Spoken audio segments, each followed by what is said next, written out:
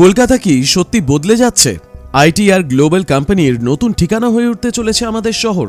2025 সালের এক চমকপ্রদ খবর, কলকাতায় জিসিসি অফিস লিজিং বেড়েছে 239%।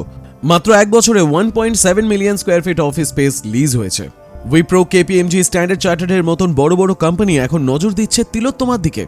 তাহলে কি কলকাতা ধীরে ধীরে হয়ে উঠছে ভারতের নতুন কর্পোরেট হাব, নাকি এটা শুধু সাময়িক উত্থান? সব তথ্য, তুলনা, বিশ্লেষণ নিয়ে আজকের বিশেষ প্রতিবেদন।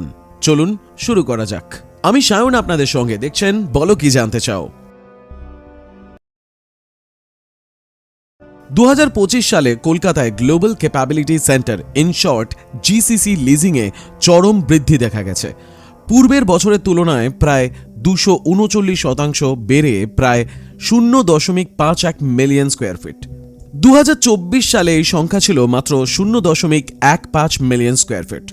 অর্থাৎ এক বছরে গতি অনেক বড় হারে বাড়ল। এই বড় লিজিংটুকু শহরের মোট 1.7 মিলিয়ন স্কোয়ার ফিট অফিস লিজিংয়ের 30% অংশ দখল করে ফেলেছে, যা 2024-এ ছিল মাত্র 9%। 2025 সালে কলকাতায় বড় জিসিসি লিজিংগুলো অন্তর্ভুক্ত করেছে Wipro, KPMG, BDO, Standard Chartered, Accenture, Capgemini, Tata Steel এবং লিন্ডের মতন সংস্থাগুলো।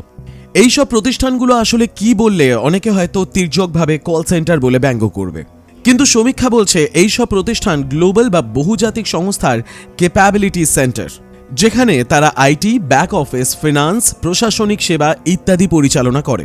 আর এইখানেই চলে আসে তুলনা। আমরা আমাদের মতন, অন্যরা অন্যদের মতন, সব শহরের ফ্লেভার এক নয়, এই সমস্ত তত্ত্ব খাড়া করাই যায়, কিন্তু পাখির মতন আকাশে চোখ না মেললে টেক অফ করা যায় না। আমাদের গোটা দেশে জিসিসি লিজিং বাজারটা 2025 সালে মোট 31.8 মিলিয়ন স্কোয়ার ফিট ছাড়িয়েছে, এবং একই সাথে ফরচুন 500 কোম্পানির লিজিংও বাড়ছে। ফরচুন 500 হলো একটি বিখ্যাত তালিকা যা প্রতি বছর আমেরিকার ব্যবসায়িক ম্যাগাজিন ফরচুন প্রকাশ করে। এই তালিকায় থাকে যুক্তরাষ্ট্রের সবচেয়ে বেশি বার্ষিক আয় করা 500টি কোম্পানি।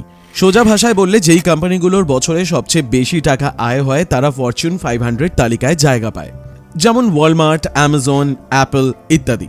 তবে কলকাতায় নিজস্ব স্কেল এখনও অন্য বড় টিয়ার 1 শহরগুলোর তুলনায় অনেক ছোট। উদাহরণস্বরূপ, বেঙ্গালুরু প্রায় 40 থেকে 45% লিজিং অংশ, যা দেশের সব থেকে বড় GCC hub. Hyderabad, Chennai, NCR এগুলোতেও lakh lakh square feet leasing হচ্ছে। কলকাতায় এখনও লিজিংয়ের মাত্র 1.7 মিলিয়ন স্কোয়ার ফিট, যেটা ভালো গ্রোথ রয়েছে। আর এই কারণেই অনেক বিশ্লেষক মনে করছেন কলকাতার সংখ্যা গ্রাফে দ্রুত ওঠা সত্ত্বেও বড় সংখ্যায় এখনও প্রান্তিক। আর কলকাতায় এই বৃদ্ধিটার কারণটা কি? কলকাতায় ট্যালেন্ট পুল অনেক ক্ষেত্রে যোগ্য, বিশেষত আইটি, বিপিএম, কনসাল্টিং ও অ্যাকাউন্টিং সেক্টরে, এবং ব্যয় খরচ তুলনামূলক কম হওয়ায় কোম্পানিরা এখানে কাজ নিতে আগ্রহী হচ্ছে।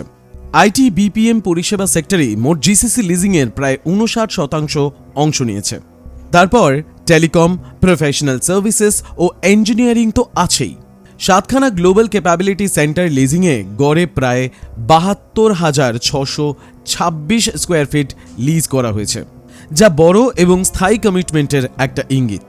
অনেক বড় প্রতিষ্ঠান যেমন গ্লোবাল ব্যাংক, বড় ফাইন্যান্স হাউস এখনও কলকাতায় বড় জিসিসি স্থাপন করছে না।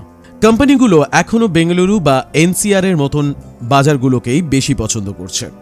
এর মধ্যে আরও একটা সবথেকে বড় কারণ হলো কলকাতায় বড় গ্রেড এ অফিস সাপ্লাই এখনও কম, ফলে বড় মেগা কোয়ার্টারের লিজিং সীমিত। কলকাতায় অফিস বাজারে গ্রেড এ অফিসের পরিমাণ বাড়ছে, বিশেষত সল্টলেক সেক্টর 5 ও নিউ টাউনের মতন এলাকায় নতুন উন্নয়ন হচ্ছে। তবে শহরটি ভারতের মোট অফিস স্পেসের খুব ছোট একটা অংশ ধারণ করে। অফিস ভাড়া মূলত নিম্ন মধ্যম স্তরের, ফলে খরচ কম, কিন্তু সাপ্লাই বা নতুন উন্নত গ্রেড এ বিল্ডিংয়ের সংখ্যা এখনও সীমিত। শহরের পুরনো কেন্দ্রগুলোর অর্থাৎ সিবিডির উন্নয়ন ধীর, এবং অনেক ক্ষেত্রে নতুন, আধুনিক ও আন্তর্জাতিক মানের অফিস নির্মাণের সময় বেশি লাগছে। আর যার ফলস্বরূপ কলকাতায় গ্রেড এ অফিস স্পেস আছে, কিন্তু পরিমাণ ও মানে বেঙ্গালুরুর মতন বিস্তৃত ও প্রিমিয়াম স্তরের পরিকাঠামোয় নেই। এদিকে বেঙ্গালুরু ভারতের সর্ববৃহৎ অফিস বাজারের একটি, যেখানে অধিকাংশ দ্যাট মিন্স 70% স্থান গ্রেড এ অফিস স্পেস। ব্যবসায়িক ও প্রযুক্তি কেন্দ্র হিসেবে এর পরিচিতিও বেশি, ফলে বিশাল পরিমাণ আধুনিক প্রযুক্তি সক্ষম এবং ফ্লেক্স ওয়ার্ক স্পেস তৈরি হচ্ছে।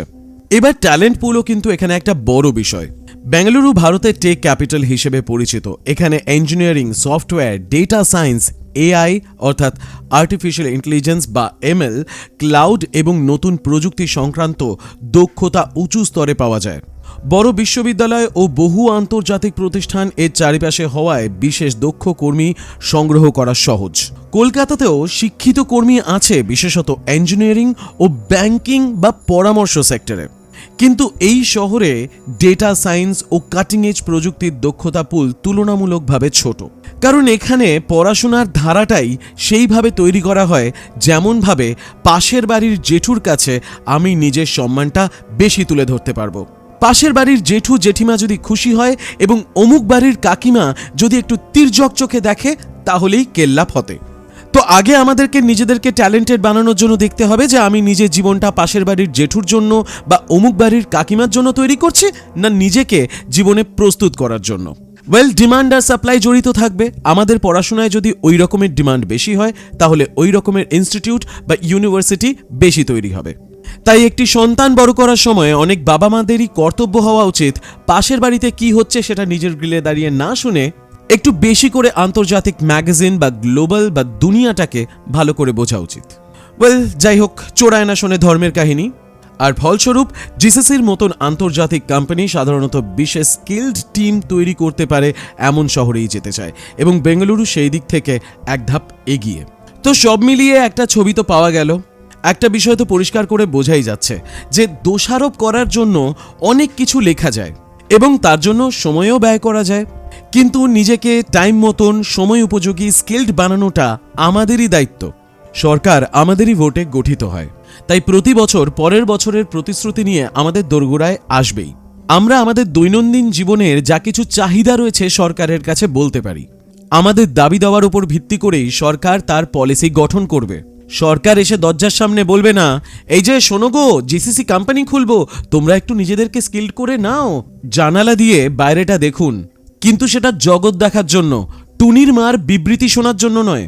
ওয়েল, সরকার যেটা করতে পারে, যেমন ডিমান্ড হবে তেমনই সাপ্লাই হবে, তার উপর ভিত্তি করে ডেডিকেটেড জিসিসি পলিসি বা বিশেষ নীতিমালা পাওয়া গেলে আরও বড় জিসিসি উদ্বুদ্ধ হবে।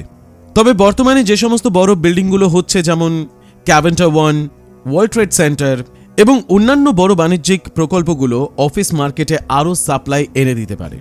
তাহলে যেটা হচ্ছে, আমাদেরকে দক্ষ ট্যালেন্ট পুলে পরিণত হতে হবে। এবার আমরা নিজেদের ফিউচার নিয়ে কি করব, তার যেমন ডিমান্ড তৈরি হবে, তার উপর ভিত্তি করেই সাপ্লাইও বাড়বে আমাদের রাজ্যে। আসলে একবার 34 বছরের উদাহরণ, তারপর আবার টেনে টুনে 11 এবং 15 বছরের উদাহরণ, যা বর্তমানে অজুহাতে পরিণত হয়েছে।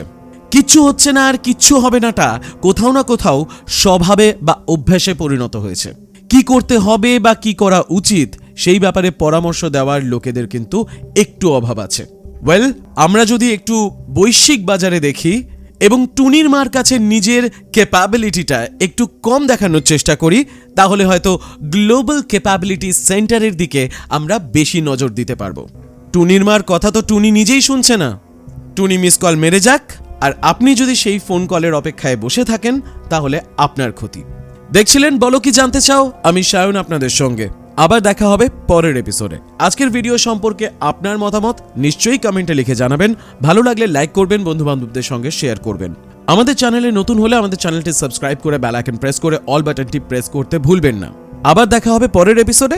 ততক্ষণ জানলা থেকে জগৎ দেখুন, টুনির মার গান না। পশ্চিমবঙ্গের উন্নয়ন, ইনফ্রাস্ট্রাকচার আর বিনিয়োগের খবর পেতে দেখুন বলো কি জানতে চাও। সাবস্ক্রাইব করুন এখনই।